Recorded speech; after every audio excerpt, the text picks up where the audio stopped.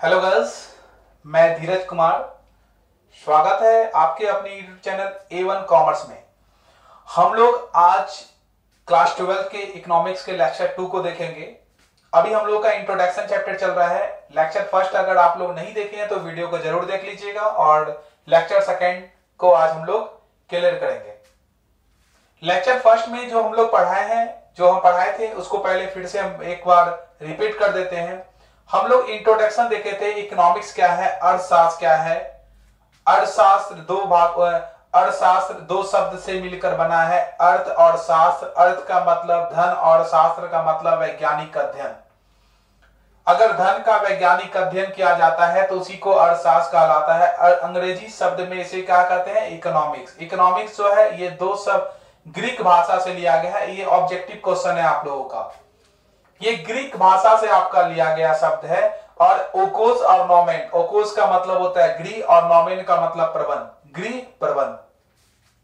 प्रत्येक गृहस्थ की आवश्यकताएं अनंत होती है, साधन सीमित होती है। साधन सीमित होने पर भी उसका वैकल्पिक प्रयोग करते हैं। वैकल्पिक प्रयोग करके अपने अधिक से अधिक आवश्यकताओं की पूर्ति करते हैं।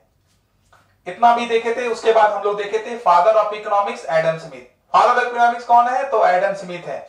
एडम स्मिथ ने 1776 में an inquiry into the nature and causes of wealth of nation, उनकी पुस्तक का नाम था ये।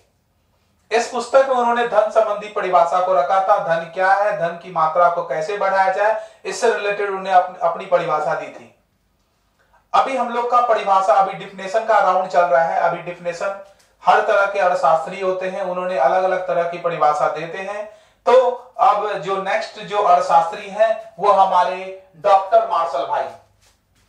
डॉक्टर मार्शल भाई ने उन्होंने 1890 में 1890 में एक पुस्तक लिखी, principle of economics. Principle of economics पुस्तक में उन्होंने अर्थशास्त्र से रिलेटेड परिभाषा दे दी। डॉक्टर मार्शल भाई 1890 ईस्वी में उन्होंने अपनी परिभाषा को रख दिया। उन्होंने क्लियर बताया कि अर्थशास्त्र का परिभाषा क्या है।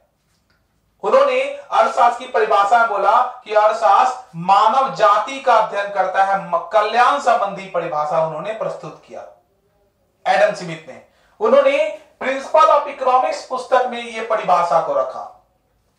यहां पे आप लोगों को बोर्ड पे मैं लिख देता हूं, इस कारण से क्योंकि आप लोग को नोट्स करने में दिक्कत ना हो। आप लोग स्क्रीनशॉट खींच करके नोट्स कर सकते हैं कॉपी में आराम से। 1890 में प्रिंसिपल ऑफ इकोनॉमिक्स में अर्थशास्त्र जीवन के साधारण व्यवसाय के संबंध में मानव जाति का अध्ययन है, ये डॉक्टर मार्शल ने अपनी परिभाषा को रखा। उसके बाद उनके जस्ट बाद रोबिन्स आए। रोबिन्स ने 1932 ईस्वी में उन्होंने एक पुस्तक लिखा, an essay on the nature and significance of economic science. एक पुस्तक लिखा उन्होंने, an essay on the nature and significance of economic science. पुस्तक का नाम आप लोगों के बोर्ड पे लिखा हुआ है, आप लोग आराम से लिख सकते हैं, स्पेलिंग में प्रॉब्लम नहीं होना चाहिए। उन्होंने दुर्लभता संबंधी परिभाषा दी। दुर्लभता संबंधी परिभाषा डॉक्टर रोबिन्स ने बताया, मानव की आवश्यकताएं अनंत होती है और साधन सीमित होती है। तो साधन सीमित होने पर मानव उसका या मनुष्य उसका वैकल्पिक प्रयोग करता है। वैकल्पिक प्रयोग करने के बाद वह जो भी उनका जरूरतमंद आवश्यकता है उसकी वह पूर्ति करता है। इन्होंने बहुत अच्छी परिभाषा अपनी प्रस्तुत की डॉक्टर रोबिन्स ने। डॉक्टर रोबिन्स बहुत अच्छे अर्थशास्त्री हैं। उसके बाद डॉक्टर रोबिन्स की परिभाषा देने के तुरंत बाद आधुनिक अर्थशास्त्री नोबेल पुरस्कार विजेता है ये।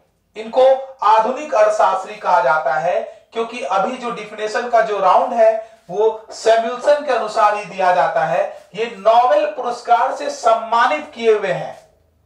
इन्होंने मार्शल और रोबिन्स की परिभाषा कि दोनों को एग्री करते हुए दोनों इनके मार्शल के परिभाषा को भी और रॉबिन्स के परिभाषा, दोनों के परिभाषा को एग्री करते हुए इन्होंने डेवलपमेंट, विकास संबंधी परिभाषा को प्रस्तुत कर दिया।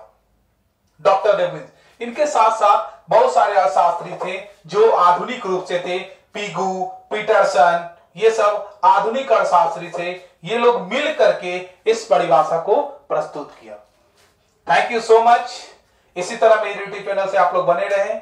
और ये लेक्चर 2 है, लेक्चर 1 नहीं देखे तो लेक्चर 1 जरूर देख लीजिएगा। Thank you so much.